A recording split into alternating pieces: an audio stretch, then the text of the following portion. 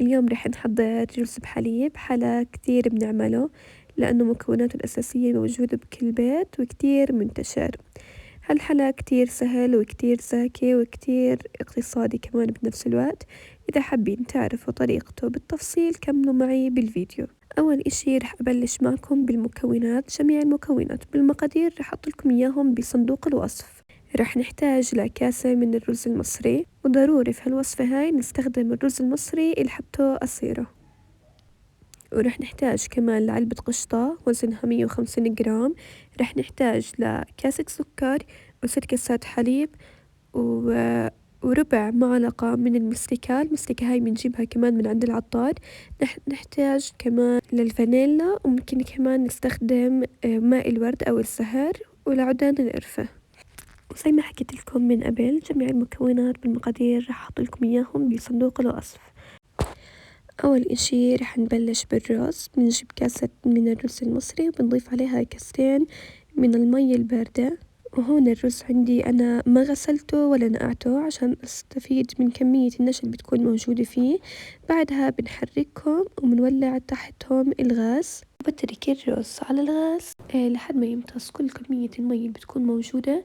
وما ننسى نضل نحرك الرز عشان عندي الرز ما ينحرق. هيك عندي الرز بعد ما امتص كل كمية المي اللي بتكون موجودة وصل ل3/4 الاستواء، والربع الأخير بتركه يستوي مع الحليب. شوفوا معي الرز كيف بيكون مستوي. بس يوصل الرز ويصير بهذا الشكل بيكون خلاص اكتفينا منه، وبنضيف عليه الحليب. هون أنا بلشت أضيف عندي بالحليب. بضيف 6 كاسات من الحليب وبتركهم ياخدوا غلوة مع بعض عشان الرز عندي يستوي بشكل كامل مع الحليب. في حال ما توفر عندكم الحليب السائل ممكن انكم تستبدلوه بالحليب البودرة، ولكن يفضل انه الحليب يكون كامل الدسم عشان نحصل على طعم ألذ. بعدها بنحركهم مع بعض وبنضيف عليهم السكر وبنضيف القشطة. طبعا عندي القشطة هي اللي بتعمل عنا التجعيدة الحلوة اللي بتكون على صحن الرز والحليب. بعدها بتضيفوا معلقة من الفانيلا، ممكن كمان تضيفوا معلقة من ماء الورد أو الزهر. أنا هون عندي ما كانوا متوفرين فما استخدمتهم بالوصفة. ورح نضيف عنا كمان المستكة، ممكن انكم تطحنوها او ممكن انكم تتركوها زي ما هي.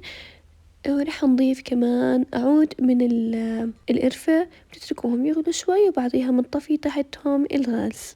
وهيك عنا الرز بحليب صار جاهز. ممكن انكم تقدموه بصحون، ممكن انكم تقدموه بكاسات، تقدروا كمان تقدموه سخن او بارد. وفي حال غسلتم الرز أو نقعتوه ضيفوا معلقة من النشا. أما بخصوص التزيين أنا هون استخدمت الفستق الحلبي. ممكن تستخدموا الفستق الحلبي، ممكن تستخدموا الجوز، ممكن تستخدموا القرفة.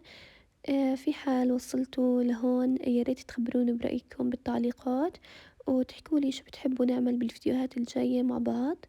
وفي حال جربتوا من الوصفة ألف صحة وعافية على قلوبكم. سلام.